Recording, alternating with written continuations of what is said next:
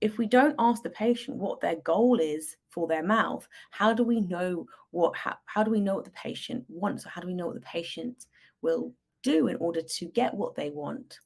So actually, when I think about what I do now, which is so different to what I used to do and allows me to be a better dentist and to serve my patients better, is to do a great assessment which encompasses all the ortho side of things for every single patient.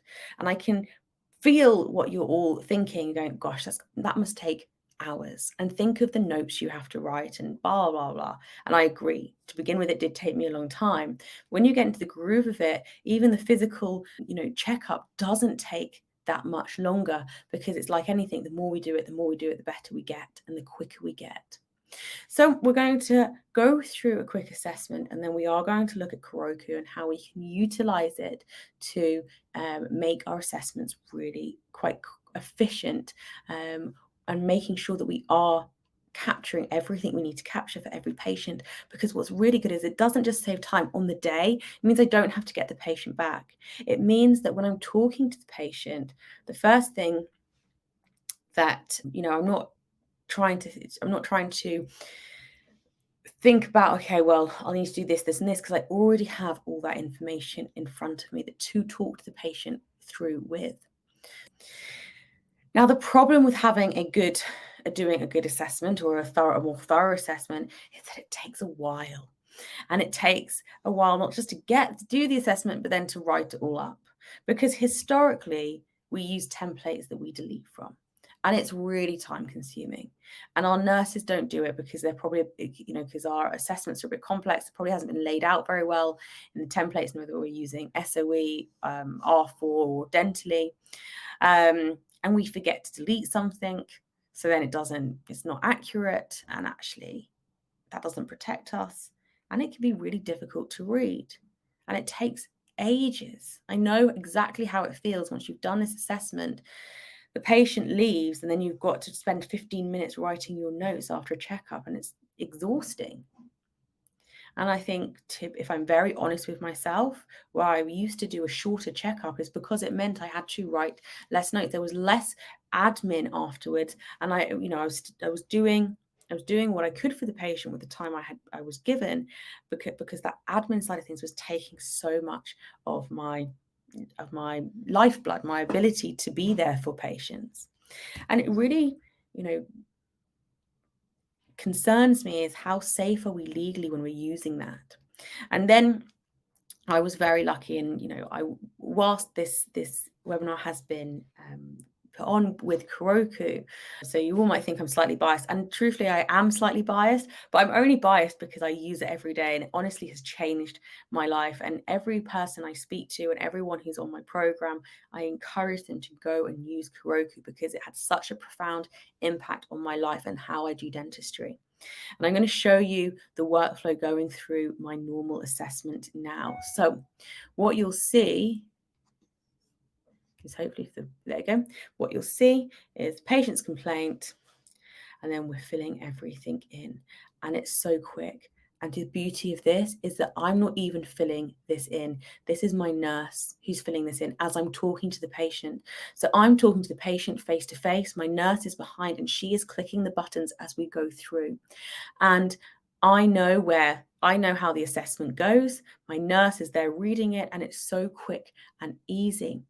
Now, what happens is that you're doing your assessment, you're really talking to the patient, you're focusing on the patient, and you're creating all these really quite significant notes and detailed notes for the patient, without having to go back and forth, write things down, because the nurse is doing everything for us. And it means that by the end of the appointment, our notes are written for us.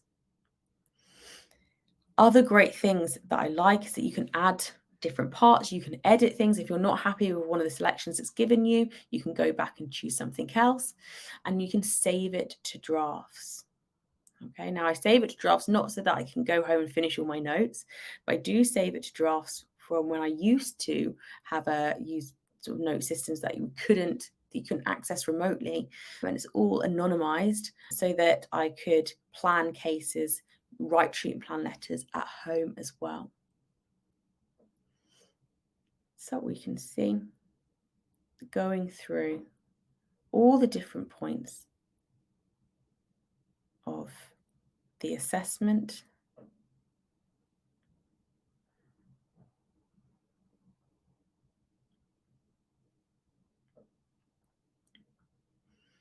And it's all creating lists, and it's very nicely laid out, and it's really easy because it's web-based. You can access it on your laptop, or you can access it on the work computer. And so some of my nurses feel better doing it on the computers. Like some of them like to do it on the laptop, whichever they prefer. And what's really nice is that it creates a problem list for me. Now, this problem list is created anything that deviates from the norm. And this is something that me and the guys at Kiroku set up. And so anything that deviates from the norm, we can have a look. And then this is my conversation point with the patient. What are we going to accept? What are we going to improve? What are we going to correct? It brings up the diagnoses, so the health points, and it also helps fill in the discussion. So you don't forget to talk to the patient about something because it's written there for you. And you can add to what you've spoken to the patient about or take it away if you didn't speak to them about it, for instance. And you can see that when we have different options for treatment, you can fill in different options and then give what the patient opts for. So what it means is that everything is very streamlined. It's not us taking away, it's us adding, which means that we can't forget to remove something. So our notes are actually much more accurate, and they protect us legally. So we can see in the case of this patient, what they wanted to go for in terms of cosmetics, how long we said it was going to take, what the cost was going to be, talking about what general risks we went through.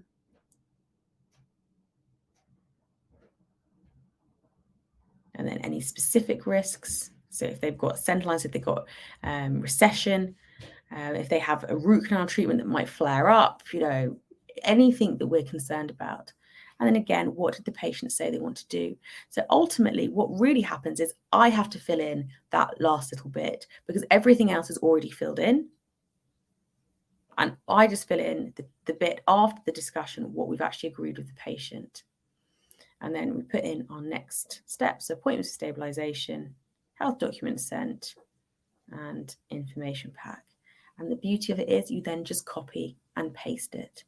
So you copy and paste it into your notes and it's there and it stays in that same format. So it looks nice, it reads well, and it follows how you've done your assessment. Now, as Hannah said, what's really exciting is that it's now gone one step further. So you've got the Pro Tools. And what that means is that if you press Pro Tools and you go into a letter, sort of a preformed letter or a preformed template letter, it will then fill in parts from the assessment. So for instance, one of my letters is all to do with the sort of primary disease and the health, and it goes through what we need to do to get the patient back to full health, and it fills it in based on what the assessment has said. So for instance, if we have chosen in the assessment that actually there's no gingival inflammation, it's not going to put into that document that there's gingival inflammation. But if we have said there's gingival inflammation, it will say there's gingival inflammation, we would advise an appointment with the hygienist, and it goes through the risk and benefit, what I would normally put into my treatment plan letter. But now, instead of me having to copy and paste different sections of my treatment plan letter and edit them manually, now it does it for me. And I also have one for a consent letter for orthodontic treatment. I've got a consent letter for sort of whitening, things like that. And then I also have sort of a summaries. So if the patient, like Basra, who we saw earlier, has lots of health things that we need to deal with first, then I will write the full letter of the health, and at the end also, the aesthetic and orthodontic treatment that will come later. But then I will give her a summary of what we discussed with the orthodontic treatment. And so it doesn't go into full detail about that because it's not relevant just this second, but I know it's going to come later. So it means that she has a really good follow on what she can expect from her treatment. So we bring all that information together, and it means that I don't miss talking to the patient about something, and I like to talk to the patient with the photos, the scan, and I will also have the problem list open, and the problem list is written. I don't have to think about, oh gosh, what did I see earlier? And was that a class 2 or was that a class 3? It's all written there nicely for me because me and my nurse have done it as we're going through. It means actually writing my notes takes a couple of minutes, even though I'm gathering all of that information. So we get to involve the patient in our findings and create goals together. And we know that co-diagnosis, co-treatment planning really fosters a much better compliance and uptake of treatment, especially when we relate it all back to their why. So hopefully you've seen today how clear aligner therapy can really enable us to reach very nice and outcomes for our patients, not just in the here and now, but also long term.